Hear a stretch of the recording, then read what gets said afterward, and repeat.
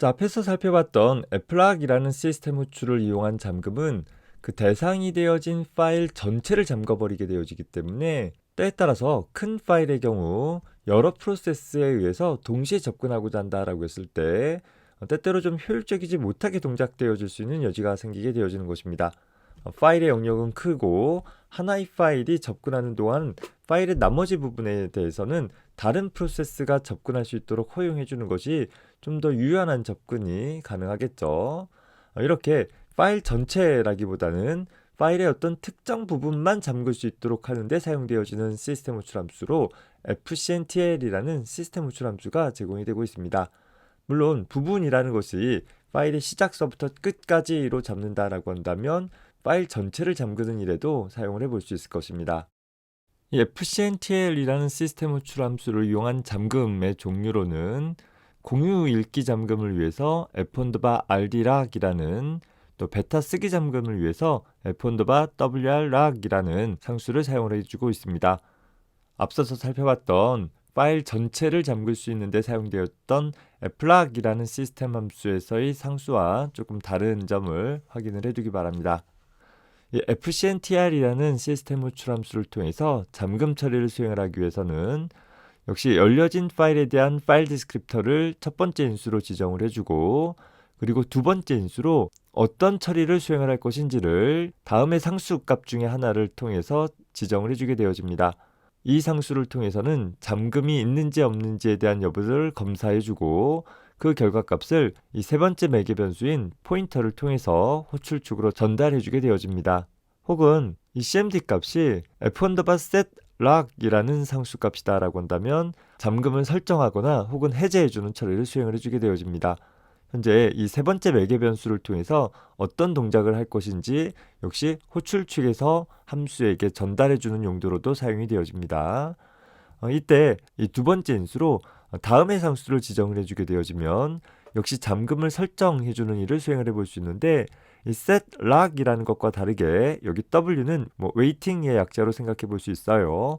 현재 블러킹 버전으로서 해당하는 파일을 잠그려고 하는데 잠글 수 없다라고 한다면 얘 같은 경우에는 -1을 즉각적으로 반환을 하고 호출축으로 돌아오지만 이 상수 같은 경우에는 잠금을 수행을 하기를 대기해주는 처리를 수행을 해주게 되어집니다.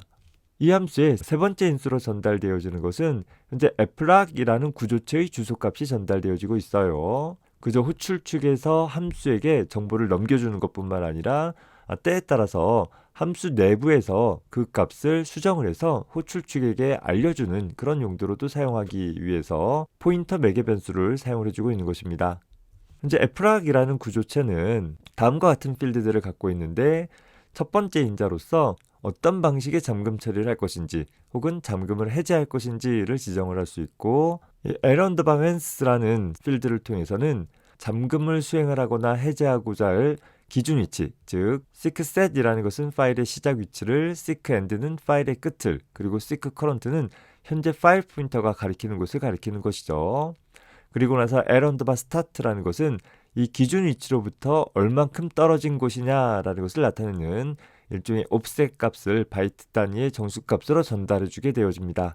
다시 말해서 이 기준 위치로부터 이만큼 떨어진 곳부터 시작해서 현재 이 length라는 필드가 가리키는 수만큼을 잠금 처리하도록 하겠다라는 것이고 그 대상은 l_pid라는 프로세스 번호를 갖고 있는 프로세스만이 접근을 허용하도록 해주겠다라는 것이에요.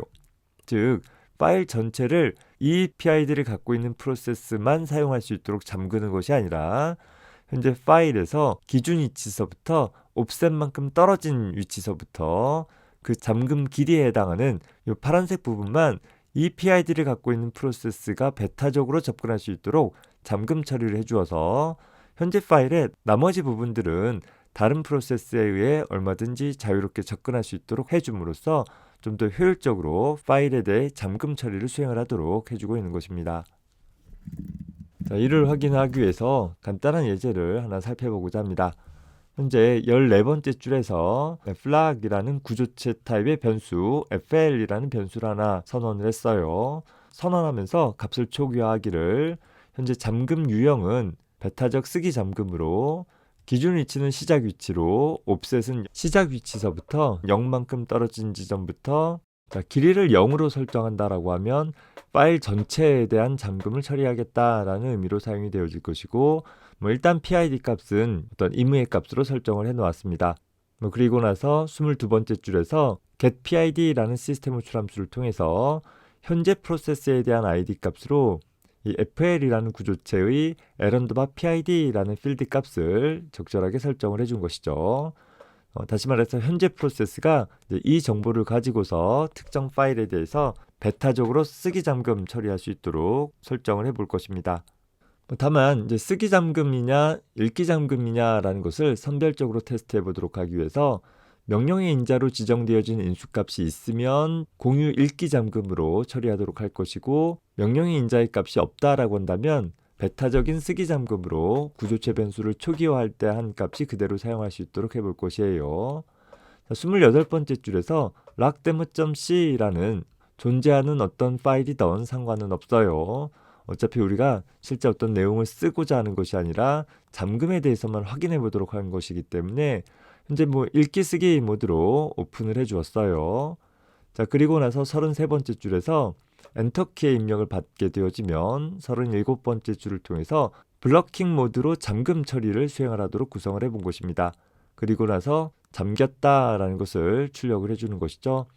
이 상태에서 다시 한번 엔터키를 입력해 주게 되어지면 이제는 해당하는 파일을 잠금 해제를 설정할 수 있도록 구성을 해준 것입니다.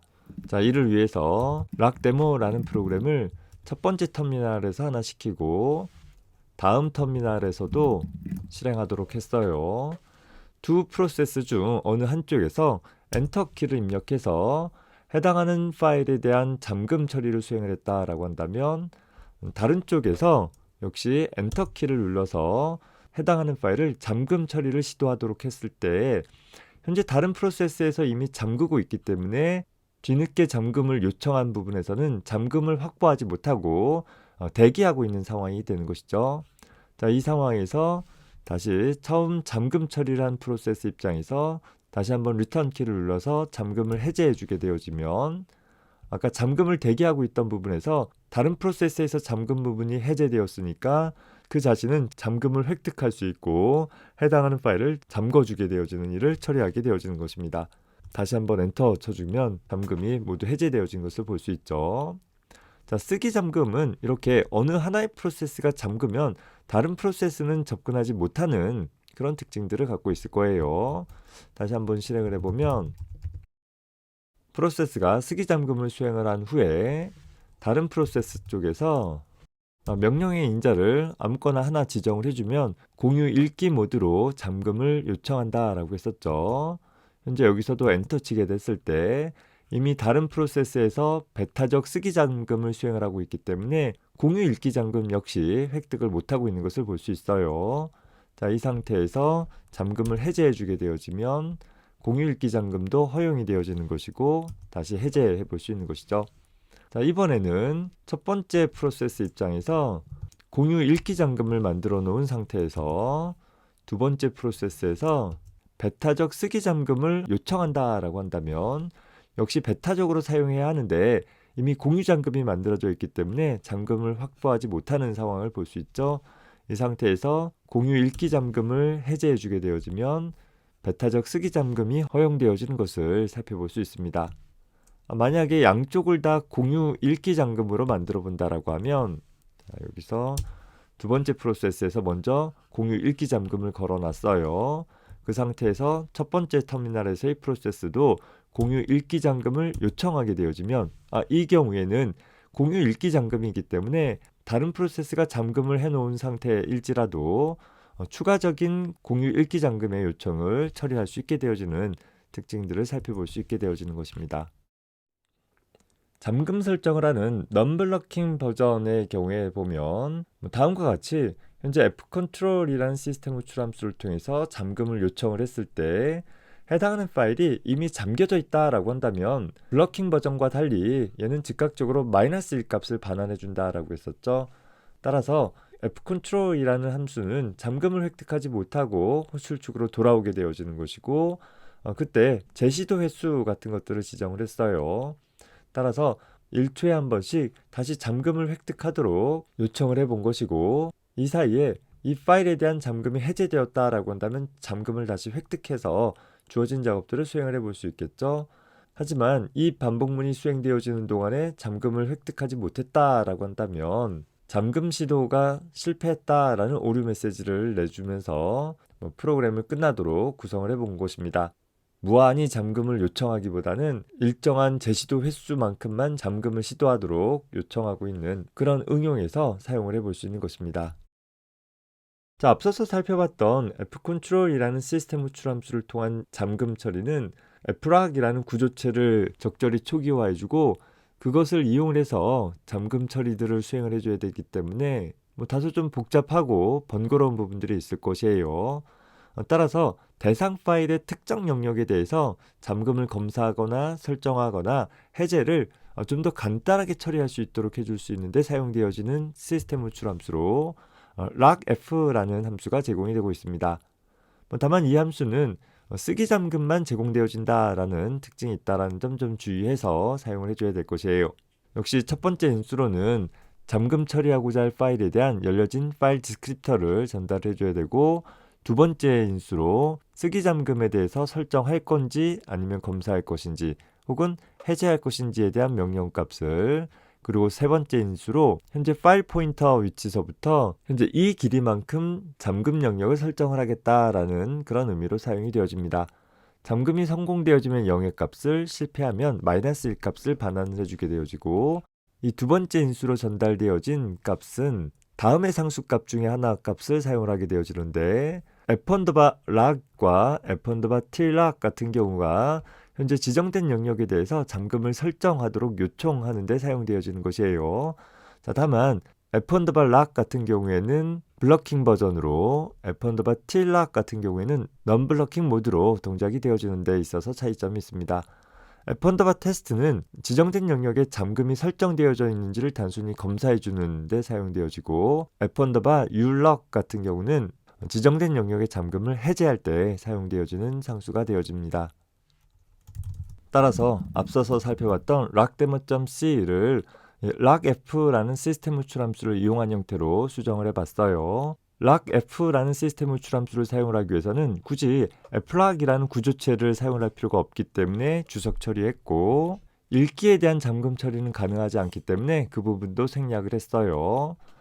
더불어서 31번째 줄에서 현재 lockdemo2.c라는 소스 파일에 대해서 파일을 오픈을 하고, 그 오픈되어진 파일에 대해서 잠금 처리를 수행을 하기 위해서 현재 41번째 줄에서처럼 lockf라는 시스템 호출 함수를 통해서 간단하게 파일을 블러킹 모드로 잠그도록 구성을 했습니다. 그리고 나서 다시 한번 엔터 키 입력이 있다라고 한다면 52번째 줄에서 lockf라는 시스템 호출 함수를 통해서 잠금 파일을 풀어주도록 구성을 해준 것이죠.